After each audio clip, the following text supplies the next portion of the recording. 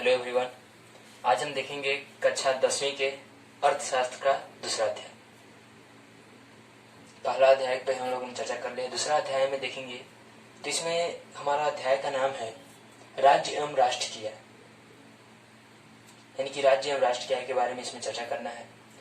तो सबसे पहले समझेंगे कि राज्य राष्ट्र की आय, तो आय क्या होता है, यानी कि इनकम क्या होगा। आय, जब हम आय के बारे में चर्चा करेंगे तो आय यानी कि कोई भी व्यक्ति जब शारीरिक कार्य या मानसिक कार्य के बदले, यानी कि शारीरिक काम या मानसिक काम करता है, उसके बदले उसको जो भी पारिश्रमिक मिलता है, तो पारिश्रमिक जो है उसका आय कहलाता है। कहने का मतलब है काम जो है यानी कार्य जो है वो दो प्रकार का होता है। एक होता है शारीरिक कार्य, एक होता है मानसिक कार्य। शारीरिक कार्य में जैसे कि बोझा ढोना हो गया, कोई कंपनी में लोहा का काम कर रहा है वो हो गया, इत्यादि अगर कहें तो सामान को ढो रहे हैं वो हो गया। ये सब शारीरिक काम के, जिसमें शरीर का सबसे ज्यादा उपयोग होता है, शारीरिक काम के अंतर्गत आएगा। वही मानसिक काम में जो है ज्यादातर दिमाग का इनके प्रयोग किया जाता है, जैसे कि पढ़ना पढ़ाना मानसिक काम के अंतर्गत है। वही जब कंप्यूटर पर कोई व्यक्ति बैठ के काम कर रहा है वो भी मानसिक कार्य के अंतर्गत है। तो दो प्रकार के कार्य होते हैं। तो कोई भी व्यक्ति जो है शारीरिक कार्य करके या मानसिक कार्य के बदले उसके जो भी पारिश्रमिक मिलेगा, यानी कि जो भी धन मिलेगा काम करने के बदले, वही उसका आय कहलाएगा, वही आय होता है। तो जब हम बात करेंगे दूसरा टॉपिक जो हमारा है बिहार की आय, तो किसी भी देश या राज्य का जो होता है वो आय वहां के उत्पादक क्रियाओं पर निर्भर करता है। यानी कितना आय होगा ये सब निर्भर करेगा उसकी उत्पादक क्रियाओं पर, जितना वहां पे उत्पादन हो रहा है। तो बिहार के भी अगर बात करें तो राज्य घरेलू उत्पाद है,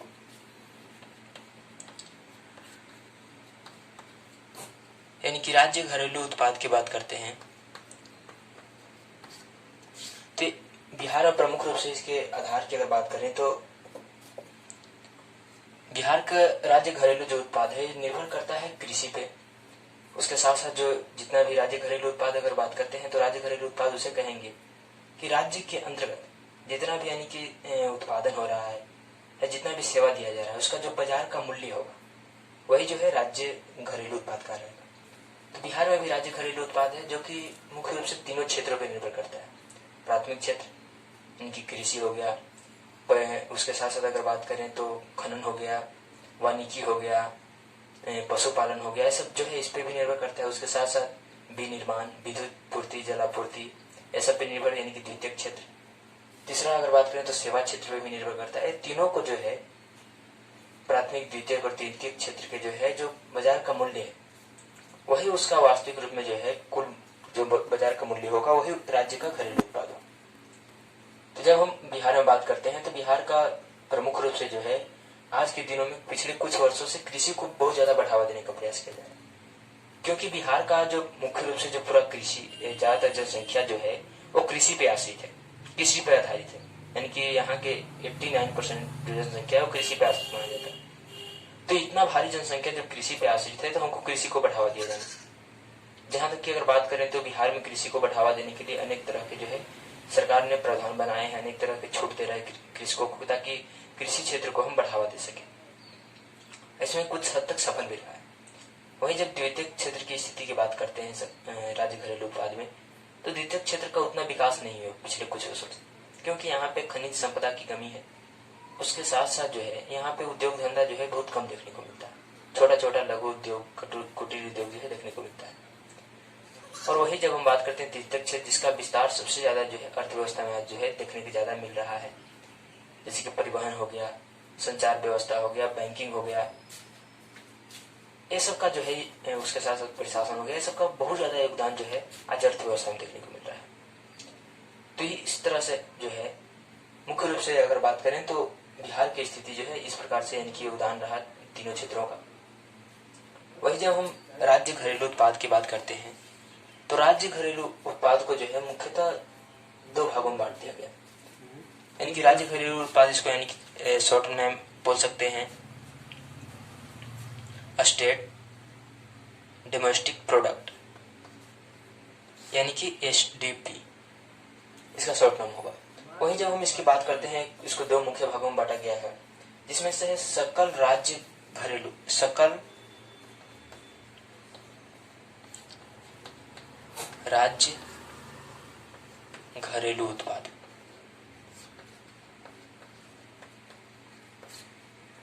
जिसको यानी कि शॉर्ट में अगर बात करें तो सकल राज्य घरेलू उत्पाद को हम बोल सकते हैं ग्रॉस स्टेट डोमेस्टिक प्रोडक्ट, यानी कि GSDP। यानी कि इस प्रकार से जो है सकल राज्य घरेलू उत्पाद की अगर बात करें तो सकल राज्य घरेलू उत्पाद उसे कहेंगे कि देश के भौगोलिक सीमा के अंदर एक वित्तीय वर्ष में, वित्तीय वर्ष को लेखा वर्ष भी कह सकते हैं, एक वित्तीय वर्ष या एक लेखा वर्ष में जितना सेवाओं का उत्पादन हो रहा है, जितना वस्तु का उत्पादन हो रहा है या जितना सेवा दिया जा रहा है, सबका कुल मौद्रिक मूल्य, जो मुद्रा में कुल मूल्य होगा उसका, वही जो है आपको कहलाता है सकल राज्य घरेलू उत्पाद, यानी कि gross state domestic product, GSDP। वही जो दूसरा होता है, आपको अगर बात करें, पहला ये हो गया, दूसरा होता है शुद्ध राज्य घरेलू उत्पाद। इसको जो है शॉर्ट में इसको बोलेंगे NSDP, यानी कि नेट स्टेट डोमेस्टिक प्रोडक्ट, यानी कि शुद्ध राज्य घरेलू उत्पाद। अब शुद्ध राज्य घरेलू उत्पाद किसे कहेंगे? तो जितना भी हम लोगों ने देखा कि सकल राज्य घरेलू उत्पाद, जितना भी उत्पादन हो रहा है, तो हम कोई भी उत्पादन करेंगे या कुछ भी काम कर रहे हैं तो उसमें कुछ खर्च होता है, व्यय करना पड़ता है। एग्जाम्पल स्वरूप मान लें तो कोई कृषि करना चाहता है, खेती करना चाहता है, तो खेती में, कृषि में उसको कुछ व्यय करना पड़ता है, जैसे कि बीज लेने के लिए, खाद लेने के लिए, कीटनाशक दवाओं लेने के लिए, और कुछ हद तक अगर कृषि मार कर गया, खराब हो गया, तो उसमें भी कुछ हद तक बर्बादी होता है। तो जो व्यय होता है उसको, मूल्यांश को, जो मूल्य घट रहा है, हानि हो रहा है, उसको और व्यय को, इस सबको घटा देंगे सकल राज्य घरेलू उत्पाद में। तो जो हमारा शुद्ध रूप से बच जाएगा वही हमारा होगा शुद्ध राज्य घरेलू उत्पाद, यानी कि नेट स्टेट डोमेस्टिक प्रोडक्ट, ये हमारा होगा। यानी कि क्या करना है, सकल राज्य घरेलू उत्पाद में जितना भी व्यय हुआ है एक वित्तीय वर्ष में, एक लेखा वर्ष में, उतना में से हम क्या करेंगे कि उसका मुद्रिक मूल्य का जो, यानी कि मूल्यांश से हुआ, उसको हम घटा देंगे, व्यय को घटा देंगे, और जो बच जाएगा वो क्या कहलाएगा, हमारा शुद्ध राज्य घरेलू उत्पाद। इसी पे जो है राज्य के प्रति व्यक्तियां और जीवन, एक तरह से कहें जीवन स्तर निर्भर होता है, क्योंकि यही शुद्ध रूप से उत्पादन हो रहा है। उत्पादन तो हम सकल राज्य घरेलू उत्पाद में भी देख रहे हैं, लेकिन उसमें हानि हो रहा है, व्यय हो रहा है, सबको घटाएंगे, यानी कि शुद्ध रूप से हमको कितना सही रूप से उत्पादन हो पा रहा है, सेवा मिल पा रहा है, उसका मौद्रिक मूल्य क्या हो रहा है। तो शुद्ध राज्य घरेलू उत्पाद में यही जो है प्रति व्यक्ति आय को निर्भर करेगा, यानी कि निर्धारित करेगा। उसके साथ साथ अगर बात करें तो इसी से जो है किसी भी देश की जनता के स्तर को, जीवन स्तर को हम देख सकते हैं। जितना ज्यादा शुद्ध राज्य घरेलू उत्पाद होगा उतना ही ज्यादा जो है वहां के लोगों का जीवन स्तर बेहतर होगा। इसमें अगर बात करें तो प्रति व्यक्ति आय आगे यानी कि देखना है। उसके बाद हमारा आता है कि राज्य क्या है, राजकीय आय, राष्ट्रीय आय, इस स्तर से आता है। तो राजकीय आय किसे कहेंगे? जिस प्रकार से हम लोगों ने इसमें देखा राज्य घरेलू उत्पाद, ठीक है, राज्य घरेलू उत्पाद को दो भागों में बांटा गया, सकल राज्य घरेलू उत्पाद और शुद्ध राज्य घरेलू उत्पाद।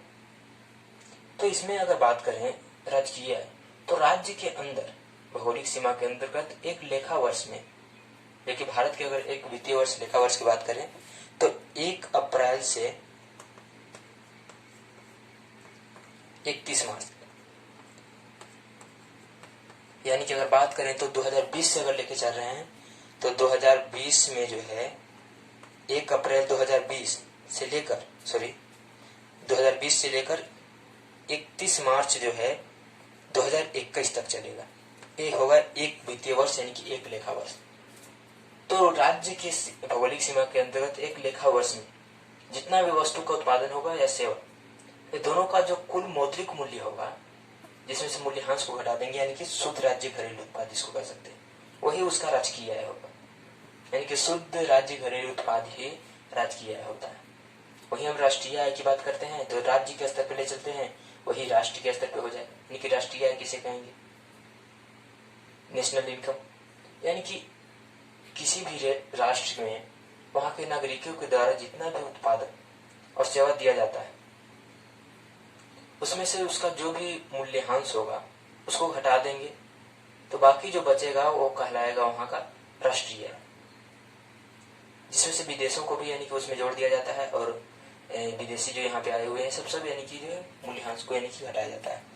तो इस प्रकार से हम कह सकते हैं राष्ट्रीय आय यानी कि राष्ट्र के नागरिकों के द्वारा जितना भी उत्पादन वस्तु है उसके साथ साथ जितना भी सेवा दिया जाए है उसका मौद्रिक मूल्य जो होगा एक वित्तीय वर्ष में उसमें से मूल्यांश को घटा देंगे तो वो आपका हो जाएगा राष्ट्रीय आय, राष्ट्र के स्तर पे। वही राज्य के स्तर पे राजकीय आय कहलाएगा। वही जब हम बात करते हैं प्रति व्यक्ति आय यानी कि पर कैपिटा इनकम, प्रति व्यक्ति आय अगर किसी भी देश की अगर बात करें तो प्रति व्यक्ति आय का प्रत्यक्ष रूप से संबंध होता है राष्ट्रीय आय से या राजकीय आय से।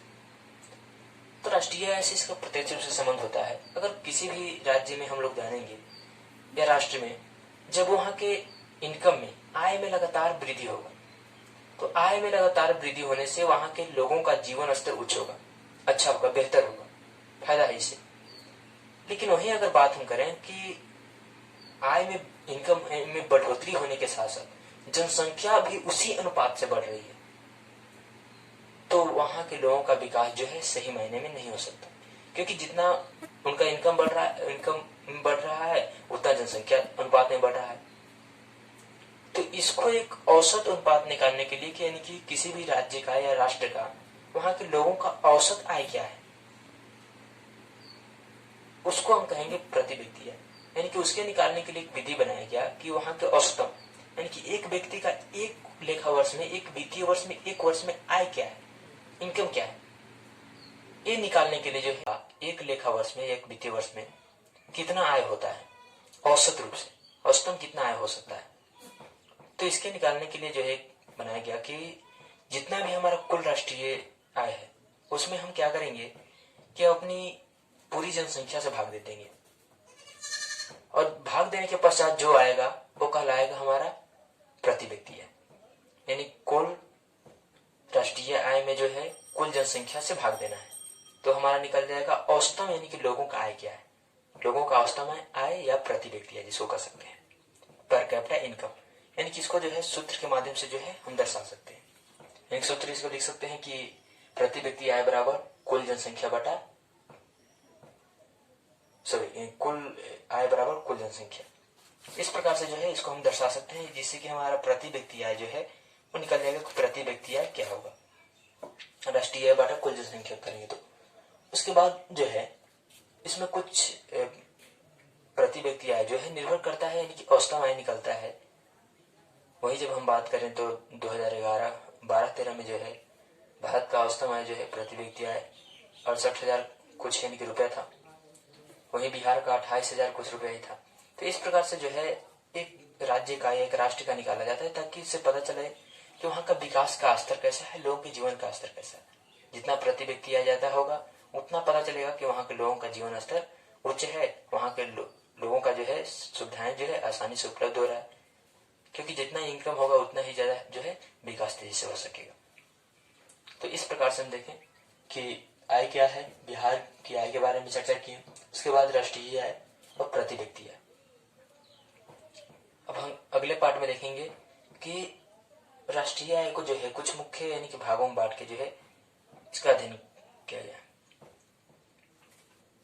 तो इस पार्ट के लिए इतना